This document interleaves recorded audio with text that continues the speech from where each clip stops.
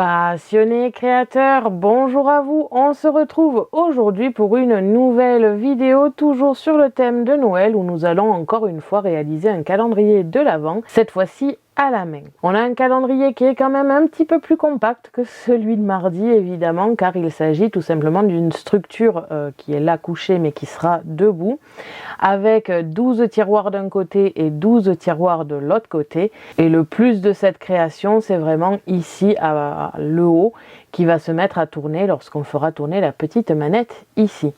Je vais vous le relever rapidement pour vous montrer, cependant évidemment je n'arrive pas à bien le filmer pour que vous puissiez apprécier ce mécanisme dans toute sa splendeur. N'hésitez pas à aller voir sur le blog les photos, ça sera plus parlant et vous comprendrez un petit peu mieux le système. Je vais venir ici le relever, comme vous pouvez le voir on a une petite décoration avec une demi-boule et des fleurs enneigées à l'intérieur. Toute une décoration avec des sapins, des boules et compagnie. Et lorsque l'on vient tout simplement tourner la petite manette, on a tout le mécanisme qui tourne aussi. J'ai trouvé ce mécanisme sur Pinterest où la personne montrait le mécanisme fonctionner. Après par contre c'est toute mon improvisation qui a fait que ça donne ce mécanisme là, tout simplement parce que dans la vidéo on ne voyait pas clairement comment le reproduire. Donc on a passé quelques tests, comme je l'ai dit mardi dernier, la semaine dernière a surtout servi à tester un petit peu mes projets et je suis plutôt contente de celui-ci. Comme vous pouvez sûrement le voir d'en haut, c'est pas forcément ce qu'il y a des plus stables, mais ne vous inquiétez pas, la magie se fait quand même et du moment que vous n'y allez pas vraiment trop vite, ça ne posera aucun souci. On va pouvoir se retrouver pour le matériel et ensuite le tutoriel.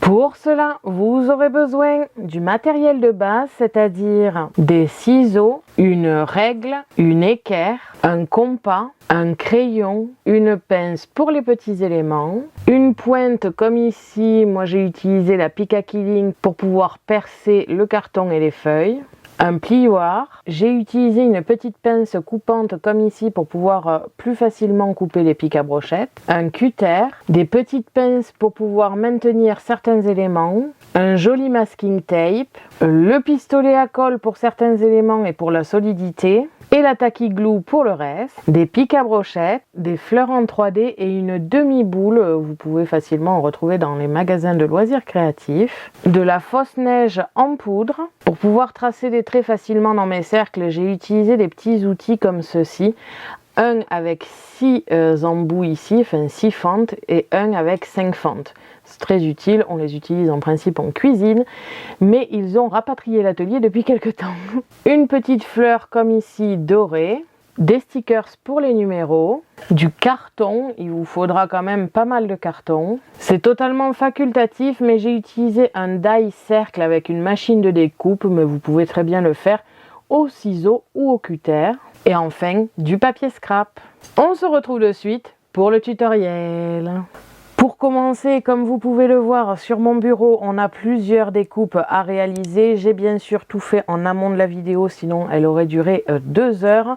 J'ai aussi préparé la plupart des boîtes. Je n'ai en règle générale que 2 modèles à vous montrer. Après bien sûr le montage final, que ce soit du carton ici, du mécanisme ou encore de la partie tiroir, même si j'en ai fait, comme je vous l'ai dit, la moitié. Donc j'ai ici une boîte avec tous les tiroirs et tout le système intérieur. Donc là déjà j'ai ça qui est prêt, même si les tiroirs ne vont pas rester comme ça. Ensuite ici j'ai 10 autres tiroirs déjà prêts et comme je vous l'ai dit, 2 que je vais faire avec vous. Je vais donc vous expliquer toutes les mesures, même si je vais essayer de faire un PDF qui répertorie toutes les mesures. Alors vous n'aurez pas un PDF à échelle, mais au moins pour tout ce qui est rectangle, vous aurez les mesures, les boîtes pareil et les tiroirs pareil. Comme ça au moins vous avez un modèle qui représente un petit peu tout ce dont vous aurez besoin, avec en plus grand les boîtes plus complexes, donc le tiroir en lui-même est assez simple dans l'idée, mais complexe à expliquer comme ça, même si je vais vous montrer le modèle dessiné. Ensuite, pour cette boîte ici qui entoure les tiroirs, c'est vraiment très simple, hein, c'est vraiment juste un grand rectangle avec des côtés. Donc je vais vous expliquer ici rapidement toutes les mesures quand même, et ensuite pour le mécanisme, je vais vous montrer le modèle de test avec forcément tous les défauts que ça comporte, pas les bonnes mesures et compagnie, mais au moins pour vous montrer comment fonctionne le mécanisme, parce que ça sera plus simple à expliquer que dans le vide. Pour les découpes, au niveau du carton, nous aurons besoin de 2 rectangles de 18 cm de hauteur sur 15 cm de largeur. Il s'agira tout simplement du dessus et du dessous de la boîte. Ensuite, 2 autres grands rectangles de 18 cm sur 24 cm. Il s'agira tout simplement des côtés de la boîte. En sachant que pour les 2 côtés, vous aurez besoin de tracer les diagonales pour avoir le centre, comme ici, que l'on viendra percer juste après. Et pour le haut et le bas, vous n'aurez besoin des diagonales que sur le haut. Toujours au niveau des cartons, vous allez avoir besoin de plusieurs cercles découpés. Un premier ici de 8 cm de diamètre, troué à chaque fois des 2 côtés, au centre. De toute façon, tous les cercles ici auront besoin d'être percés au centre. Ce qui viendra camoufler, ce sont les papiers. Ensuite, nous avons ici un autre cercle de 7 cm de diamètre. Ces 2 cercles constitueront la partie déco en haut. Nous avons ensuite 5 cercles de 5 cm de diamètre qui vont constituer pour la plus grande partie les mécanismes finalement. Et ici, les 2 petits éléments intérieurs qui seront invisibles, donc il n'y a pas besoin de les décorer, font 3 cm de diamètre. Et il en faut 2. Au niveau des papiers, pour les cercles, vous aurez besoin de 2 cercles de 8 cm de diamètre, 2 cercles de 7 cm de diamètre, encore une fois pour la décoration du haut. Et enfin, nous aurons besoin ici de 3 cercles de 5 cm, encore une fois pour la décoration du mécanisme cette fois-ci. Au niveau de la boîte, vous allez avoir besoin de décoration extérieure pour camoufler le carton, évidemment. Par contre, à l'intérieur, vous n'êtes absolument pas obligé de mettre de la décoration, vu que c'est les tiroirs et la boîte qui contiendra tous les tiroirs qui va camoufler. L'intérieur et le mécanisme ne se verront pas. On a donc besoin de 2 papiers ici pour le dessus et le dessous, de 16,5 cm sur 18 cm, et 2 autres grands rectangles de 18 par 24 cm. Ensuite, nous avons tout simplement la partie qui accueillera tous les tiroirs, qui fait donc, comme vous pouvez le voir ici peut-être, au niveau du rectangle intérieur, nous avons 14,8 cm sur 22,5 cm, avec à chaque fois un rebord tout simplement de 4 cm. Et j'ai à chaque fois gardé un triangle que je viendrai coller à l'extérieur. Je ne vais pas le coller à l'intérieur pour que ça ne se voit pas. Donc tout sera collé au niveau des triangles à l'extérieur. Alors qu'en règle générale, au niveau d'une boîte, je le colle à l'intérieur. Toujours pour cette partie tiroir, nous allons faire tout simplement des petites bandes comme ici avec un pliage au bout pour pouvoir maintenir les tiroirs en place et que quand on enlève un tiroir sur une même colonne, ça ne vienne pas à chaque fois faire tomber tous les tiroirs. Donc on va mettre ces petites sécurités ici.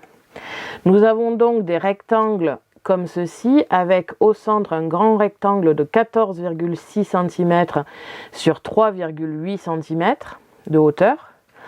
Et des petits rajouts à droite à gauche qui serviront finalement de languettes de collage qui font 1,5 cm.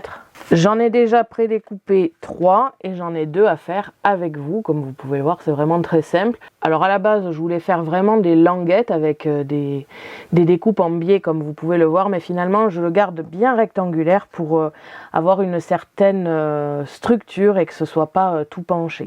Pour finir, vous aurez donc besoin de 24 tiroirs. Vous avez ici le modèle. J'ai essayé de faire un modèle qui est petit et qui peut en contenir plusieurs sur une feuille 30 par 30. Au final, j'ai pu en rentrer à chaque fois 4 dans un papier 30 par 30. On a donc plusieurs rectangles comme vous pouvez le voir. Un premier rectangle de 7 cm sur 3,6 cm avec une petite découpe ici que je vais réaliser avec un die cercle que vous avez juste ici. Et je vais me servir à chaque fois de cette découpe pour les faire sur les autres. Ensuite, un petit rectangle de 3,8 cm, 7 cm encore, 3,8 cm et enfin 1,5 cm pour la languette. Toujours sur une hauteur de 3,6 cm. Pour la partie basse, nous avons un rectangle de 7 cm sur 3,8 cm et sur toutes les autres parties, des languettes. Et donc, il va vous en falloir 24.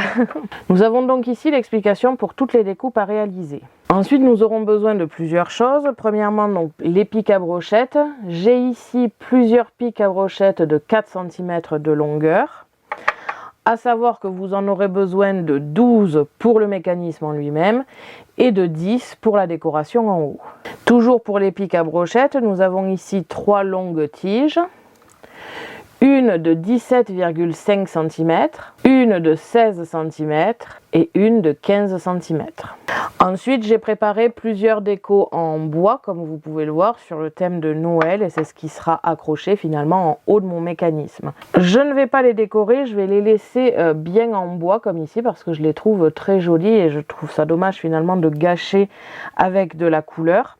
Donc je vais faire une boîte très colorée, comme vous avez pu le voir ici avec mes papiers, mais garder quelque chose de très bois et très naturel pour le haut. Et enfin, personnellement, pour la décoration du cercle en haut, je vais utiliser une boule de Noël, comme vous pouvez le voir juste ici.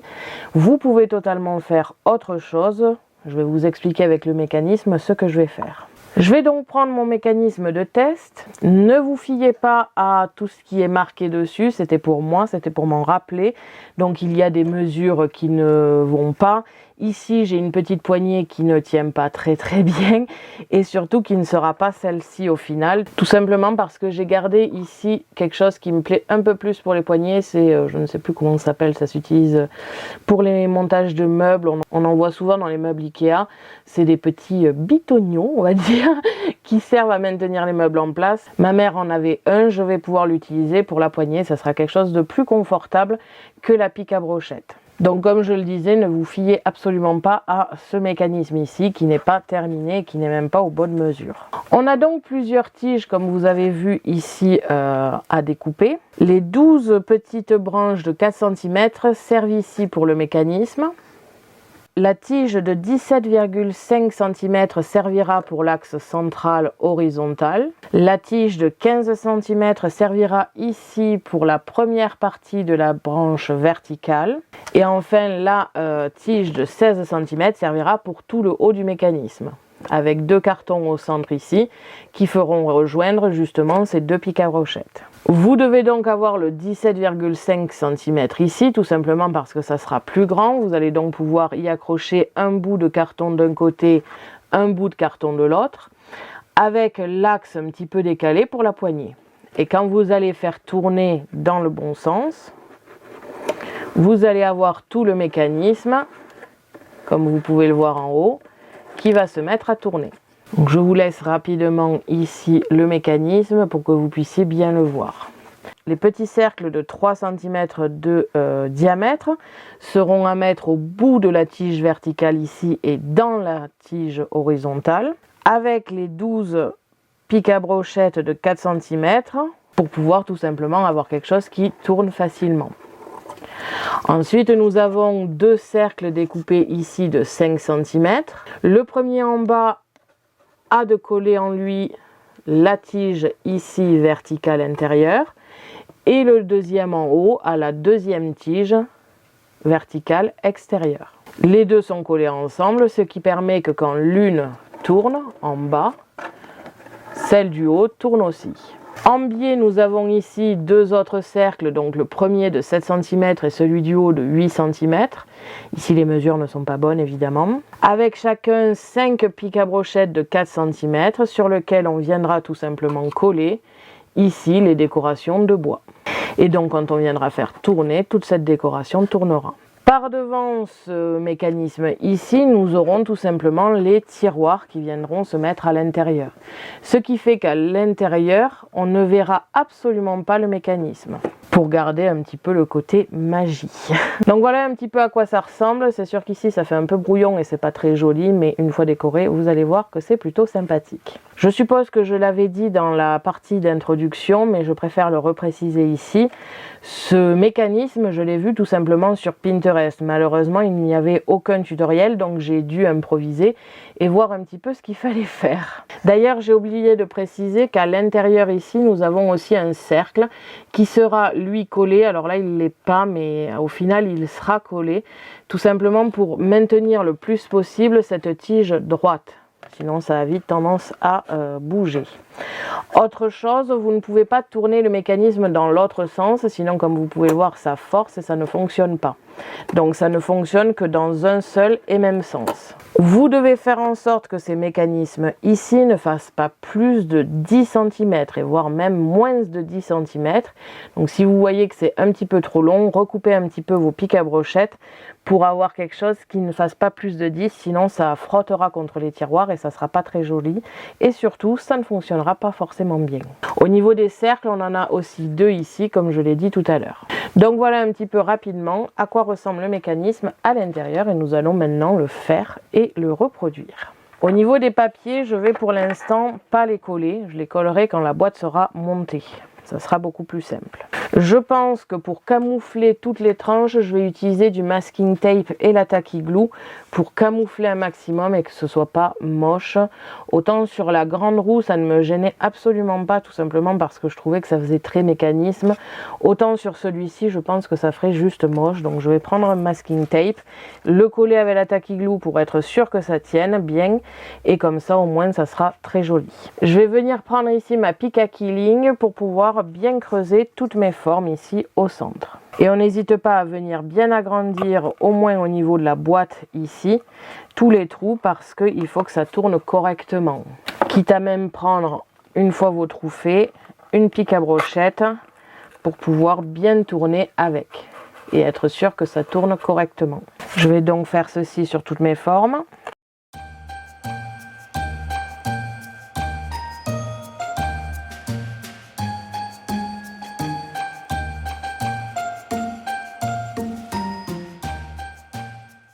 Je peux mettre toutes mes décorations de bois de côté pour l'instant car je n'en aurai pas besoin.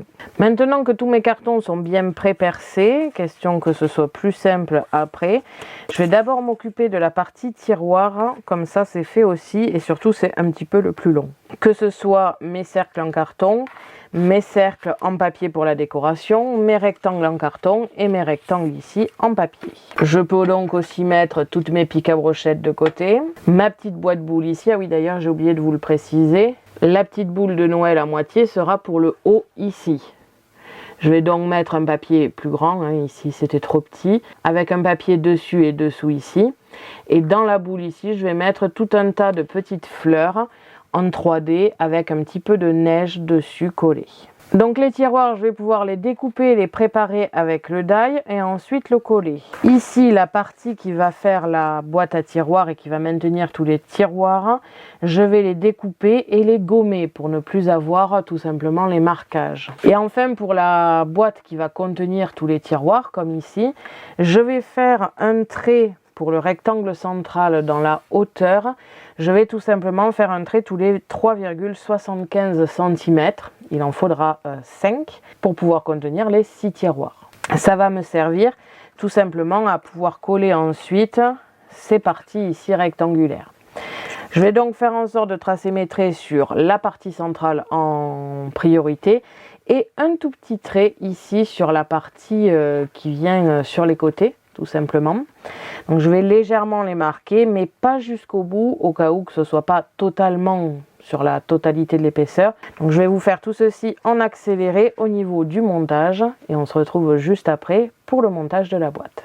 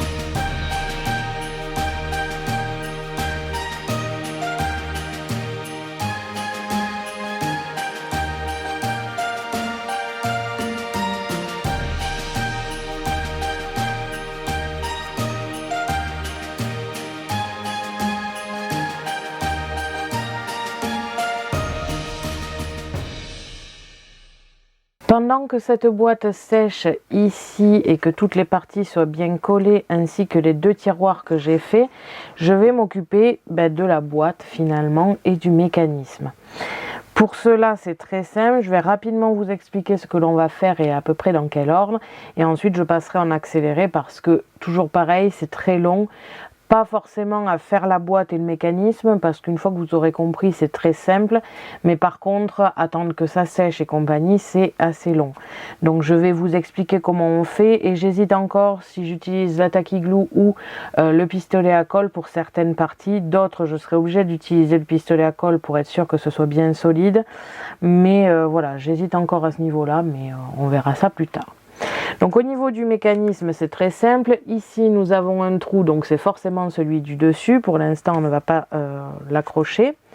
Je vais commencer par prendre ici le rectangle du bas avec le 18 cm ici et le 15 cm ici. Autour, que ce soit à droite ou à gauche, je vais venir positionner ces 2 parties-là, tout en faisant attention évidemment que cette boîte ici puisse rentrer dans ce mécanisme. Donc il faut vraiment faire attention lorsque vous allez coller que cette partie soit pas trop serrée pour pouvoir y rentrer plutôt aisément la partie avec les tiroirs, que l'on sera obligé de placer à la fin vu que le mécanisme sera derrière. Ça pourrait être un peu embêtant si vous ne pouvez même pas y avoir accès. Donc je vais déjà commencer par faire ça, comme ça au moins j'ai ma structure. Ensuite, par la même occasion, je viendrai y placer ici la partie haute. Une fois que c'est fait, et là je vais reprendre mon modèle de test et je vais rapidement vous expliquer ce que l'on va faire. Je vais premièrement réaliser ces 2 petites parties très importantes pour le mécanisme, donc les petits cercles de 3 cm avec les tiges de 4 cm. Je vais déjà coller cette partie-là pour que ce soit bien sec et bien solide. Ensuite, je pourrai placer ici la barre horizontale en n'oubliant pas de placer la partie ici qui ne sera pas collée au début, que l'on ne viendra fixer que quand on aura cette partie ici de monter aussi. Donc le deuxième mécanisme ici doit être au bout de la deuxième tige. La 17,5 cm ici et la 15 ici.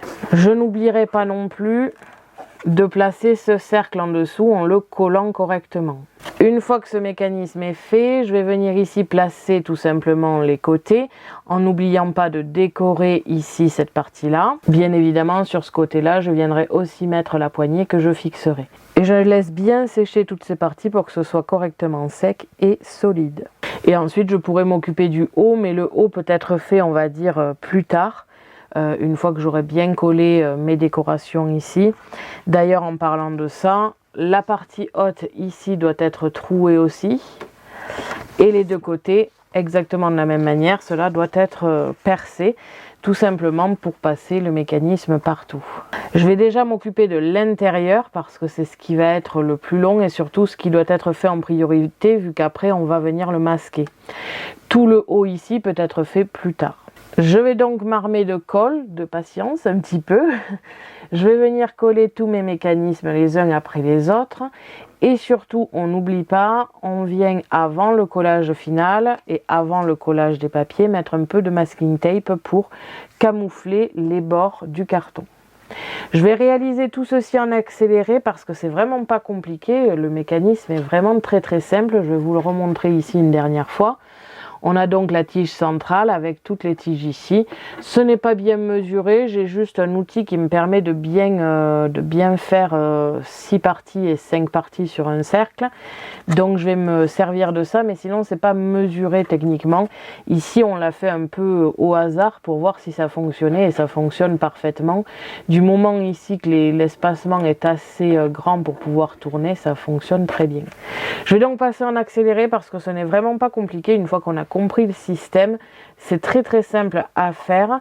Je vais donc passer au montage, à la décoration. On n'oublie pas d'ailleurs de positionner les numéros sur les tiroirs. Et ensuite les petites finitions et on aura terminé.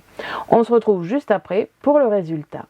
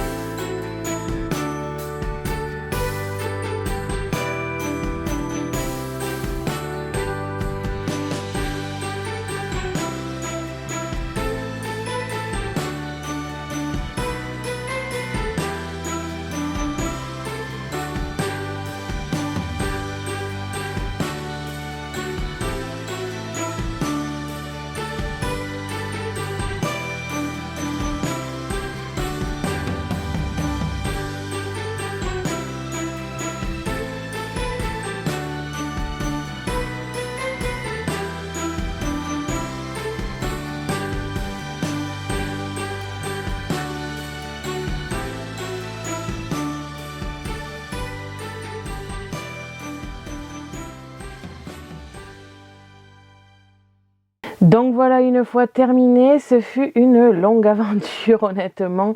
C'est vrai que quand j'ai fait le modèle de test, j'avais pas à monter tout le reste, donc ça prenait moins de temps. Là, ça a quand même pris un petit peu de temps. Alors, il y a plusieurs choses à savoir. Premièrement, effectivement, on ne peut tourner que dans un sens, relativement doucement. Et il faut rester un petit peu appuyé ici sur la boîte pour pas que ça parte dans tous les sens. Il faut savoir que sur le modèle que j'avais vu sur Pinterest et sur mon modèle, c'est la même chose. C'est assez instable. C'est-à-dire que quand ça va tourner, ça va avoir tendance à bouger de droite à gauche. Malheureusement, après plusieurs tests, je n'ai pas réussi à faire quelque chose qui soit plus stable que ce que j'ai là. Après, bien sûr, c'est pas une construction en bois, en métal ou autre. Donc ça a tendance à un petit peu bouger et après c'est pas fait non plus pour être tourné à longueur de journée, donc c'est pas bien grave sur ce genre de produit. On a ici tous les tiroirs avec tous les numéros comme vous avez vu de marquer. Malheureusement j'arrive pas à vous le filmer debout pour que vous puissiez voir, donc je vais vous montrer comment ça tourne debout mais vu de dessus, et je vous invite à aller voir sur le blog les photos, ça sera plus parlant une fois bien debout et bien positionné. Donc quand vous le relevez, si vous le couchez, faites bien attention à ce que tout reste en place, donc vous maintenez comme ceci. Comme vous avez pu le voir sur la partie accélérée, j'ai rajouté un tout petit peu de neige sur le bord de la boîte, comme si ça avait forcément neigé. Ici pour le haut, j'ai donc mis des fleurs avec un petit peu de neige pour l'enfermer dans la boule, je trouvais ça assez sympa. Je vais aussi vous le pencher pour vous montrer un peu les motifs. Comme vous pouvez le voir, j'ai mis les découpes en bois, je trouve que ça ressort très très bien. Et donc je vais vous le faire tourner, bon bien sûr c'est pas forcément la meilleure vue que vous avez, mais voilà, dans l'idée vous pouvez prendre sur la petite poignée prévue à cet effet, et vous allez tout simplement faire tourner votre motif. Comme je l'ai précisé, tenez bien la boîte. Les personnes qui n'utiliseront pas la poignée mais directement le carton n'auront pas besoin de tenir la boîte, ça se fait très bien, mais je pense que c'est le fait de déporter un petit peu, et encore bon ça passe un peu, mais de déporter la force forcément, ça c'est un peu moins stable on va dire, alors que dès qu'on le fait directement depuis le carton, ça pose aucun problème. Donc après c'est à vous de voir si vous souhaitez ou non la petite poignée. Je trouvais ça quand même plus sympathique. Je ne sais pas si vous aurez pu le voir dans l'accéléré, du coup je vais quand même vous le dire. En dessous ici j'ai rajouté un petit peu de carton parce que sinon la boule avait tendance à beaucoup trop se reposer sur la boîte en elle-même, et du coup ça frottait, c'était pas très sympa. J'ai préféré mettre du carton pour surélever un peu le tout et que ça ne pose aucun problème. Ça a aussi un petit peu réglé le fait que ce n'était pas très droit. Donc là c'est un petit peu mieux, c'est pas parfait mais c'est quand même un petit peu mieux, et donc voilà un petit peu ce que ça donne. Je trouve très original ce calendrier de l'Avent. Il n'est pas forcément très compliqué à faire, c'est plus long de bien mettre tout en place, d'être sûr que ce soit justement le plus stable possible et le plus droit possible. Ce qui est long surtout, c'est effectivement faire les 24 tiroirs, mais ça c'est le même problème quel que soit le calendrier de l'Avent. Et après c'est même pas le montage, c'est surtout le mécanisme, positionner toutes les décorations. Donc c'est vrai que ça peut être un petit peu long, mais c'est très très sympa à voir, c'est très original, et j'aime beaucoup ce calendrier de l'Avent. Il est plus compact que celui de mardi et j'apprécie aussi. N'hésitez pas à me dire en commentaire ce que vous en aurez pensé. Merci à tous d'avoir regardé ma vidéo, n'hésitez pas à me poser des questions ainsi qu'à me dire en commentaire ce que vous avez pensé de ce calendrier de l'Avent. Je vous invite à me suivre sur mon blog ainsi que mes réseaux sociaux que vous pouvez retrouver dans la description de la vidéo. À la prochaine pour de nouveaux